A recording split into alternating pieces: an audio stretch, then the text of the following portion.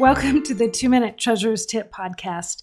I'm Cyndi Michael, and today we're going to talk about why you should use your own personal login as opposed to a generic login for things like MoneyMinder. So this topic translates elsewhere, but today we're going to focus on MoneyMinder. We often hear from folks that they want to use a generic login for MoneyMinder, something like treasurer@mynonprofit.com. And while I totally understand that, it makes life easier on your end in a lot of ways.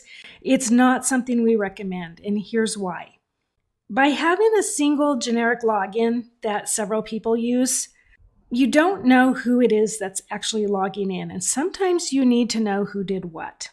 Especially if, say, you have a disgruntled treasurer that wants to wreak havoc on your books. Hope that's not true for you, but we've seen it many times.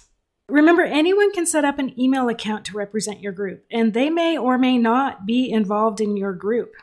That's a little scary, I know. Or perhaps they might set something like that up when they're on the board and then never pass the ownership along. So for example, I can set up an email account called presidentnorthernelementary@gmail.com, and I may or may not be part of Northern Elementary's PTA. And similarly, I can set it up legitimately and then just not pass it on to the next board. And again, if I'm disgruntled, I can continue to use it, of course, fraudulently, but I've seen this firsthand more times than I can count.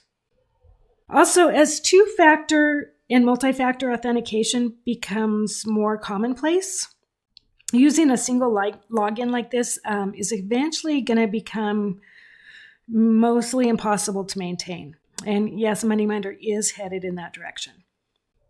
So if each individual who has access to MoneyMinder uses their own login and you need to remove their access, it's super simple, right? But if you use generic credentials, you disrupt lots of people who all then need new credentials.